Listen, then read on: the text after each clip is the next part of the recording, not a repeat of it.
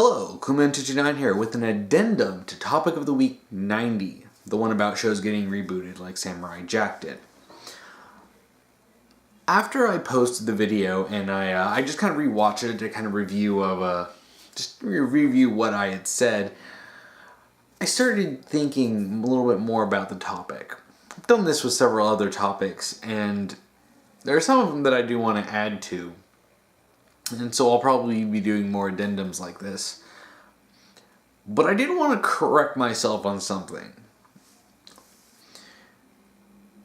I made a point of saying how something like Inspector Gadget couldn't work with a more serious plot. And I want to kind of retract that statement. Not completely, but I do want to specifically state why I think you actually could do it.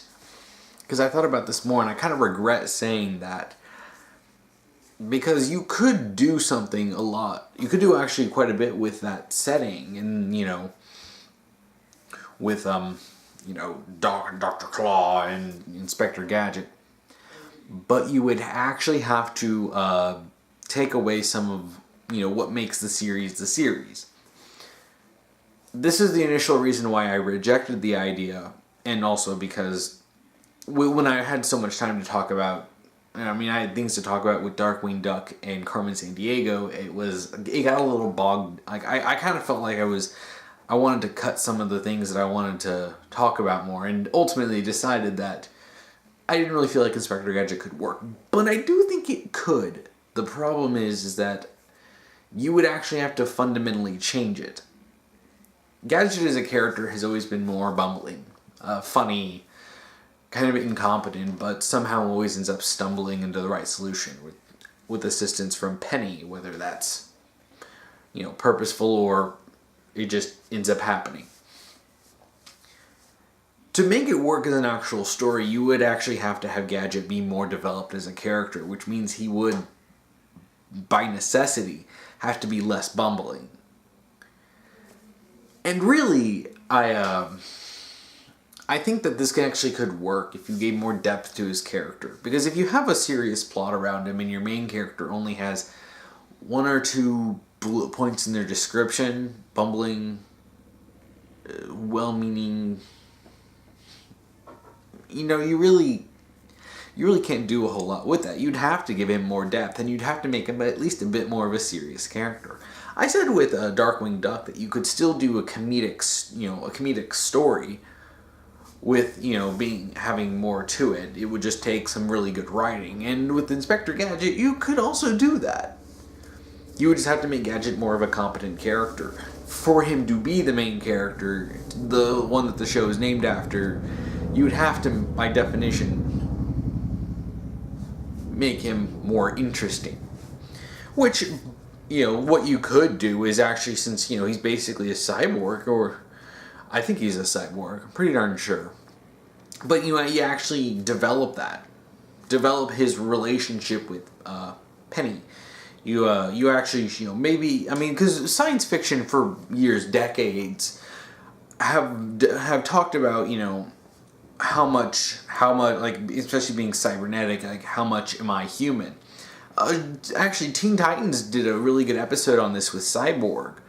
With him feeling limited by his cybernetic parts, where he couldn't grow stronger like he could in a regular body. He couldn't, he can't lift weights and be stronger because he's limited by being mostly robotic. And even a video game that I like to point out is Deus Ex Human Revolution, where you have Adam Jensen being, against his will, mind you, being made at least 50% robotic, with having all of his limbs taken off when they didn't even need to be, and ending up with a bunch of robotic parts. And and you can express different feelings of that through the game dialogue, anywhere from this is actually pretty awesome to the classic I never asked for this. But taking something approach like that, being more serious, is something that could work in a more serious, story-driven Inspector Gadget. The direction you would have to take is a basic, solid plot with, healthy doses of comedy, and goofiness from Gadget, along with more serious character moments. And comedy shows have done this a lot. I mean, I think you could point to Psych as a good example of this, or even other shows like Monk with a somewhat goofy. Okay, you know, Psych is a much better example since Monk actually had more serious issues, but Psych has a very comedic feel to it a lot. A lot of the time, Psych is very comedic. Sean, being the main character, is an extremely competent detective, but he's just goofy as all hell. And you could do something like that with Gadget, because, you know, the story, like, while Psych doesn't have, like, a deep, compelling narrative, it does actually have some decent stories. I remember when, what was it, the Yin Yang Killer, you know, came in, and you actually got some serious plot, which I thought was actually pretty good. You know, you got some serious moments in there, and it actually did have some pretty plot-heavy episodes, on occasion, really. And that's something that you could do with a more serious Gadget. You have a story going on, and you have Dr. Claw with more Bond villain antics, but, you know, build him up as a more serious villain. And you have Gadget be competent, mostly, occasional idiocy, but then you have him be, you know, give him these character moments that really kind of flesh him out. I have all these robotics, a lot of this is useless, and, you know, I don't know how I feel about it. And you know, and ultimately, the reason why I rejected this in my video is, I think I may have said this already, but was that this would be such a dramatic departure of what Inspector Gadget at its core is. Even the movies didn't go that far, though the movies weren't all that great. But I feel like in the hands of a competent writer, I think the trade-off for having a great story with these characters is greater than just doing what the old series did. So really, I mean, it's either way. It's not going to appeal to people who really just love the old series. Well, I mean, it could, but you know, if they wanted more of that, it wouldn't appeal to them. But it could bring in more people. And really, I did actually mention that I wouldn't do something like this with Dexter's Laboratory, because it would fundamentally change it. And I feel like in some cases, there are characters that could work with this. Carmen Sandiego and Darkwing Duck. You have a lot of potential to tell more complex stories with those. But with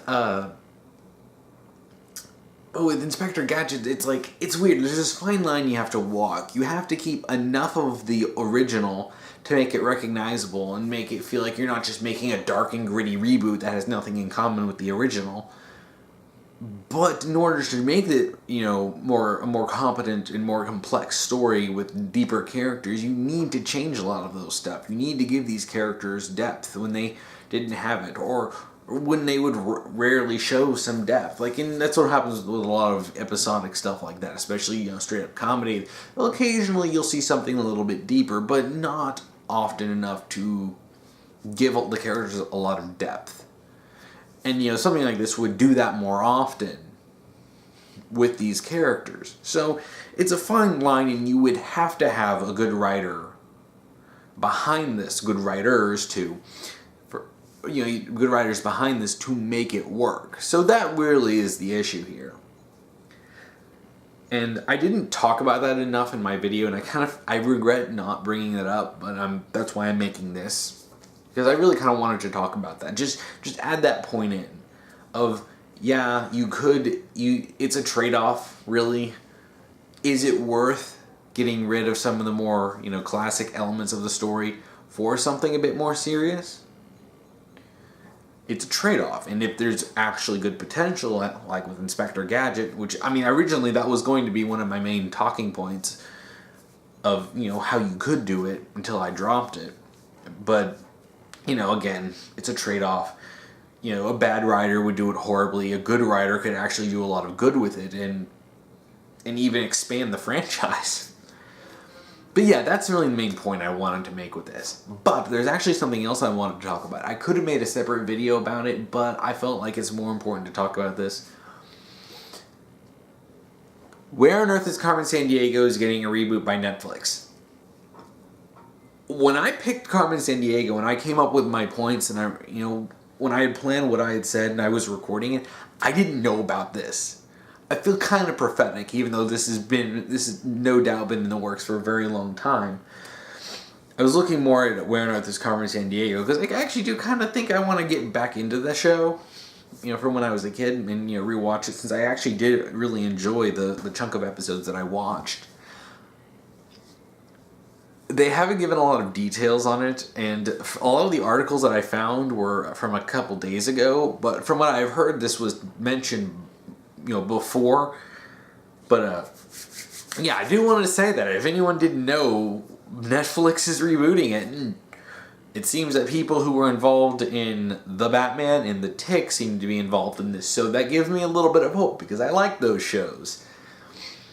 And the only information that they've revealed is, I don't know the actress who's going to be playing Carmen Sandiego, and the fact that they are going to go a little bit deeper into Carmen Sandiego's character, which that's exactly what I wanted. Now, we don't know anything else about the series, and I'm really hoping that it takes the route that Voltron did and is a fantastic show with solid writing behind it. I hope, and I'm not going to say I'm excited, but I am. Them saying they want to develop the characters, I'm getting a little excited. We don't know exactly how they're going to approach it. We don't even know what the art style is going to look like. I hope it doesn't look too dramatically different, but from the picture that I found of it, it does look like it might be different, but I'll have to hold out any actual solid judgment of it until we at least get some screenshots or character designs.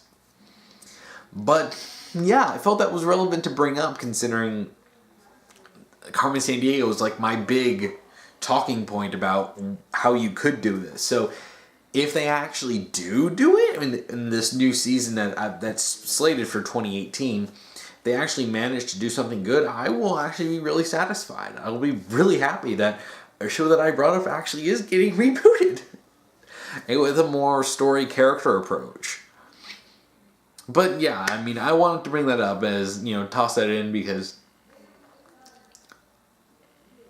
I'm a little excited, actually, because I brought that up, and I felt it's so weird because when I wanted to talk about it, I planned to talk about it, I was recording, I didn't know that was going to be a thing. And it just makes me happy that I'm not the only one who thinks that there are other people in, positions of power to do this that are thinking the same thing I'm thinking. But here's hoping that it's actually going to be good, and I may actually talk about this more as we get more information and as the show comes out, and I will probably end up reviewing the show. So, yeah, that's really all I wanted to talk about. So if you did want to check out the video that I did, the topic video 90, you can just check that out here, and that's really all I have for this video, and hoping it didn't end up being too long, because I did want this just to be a short addendum. But yes, thank you for watching.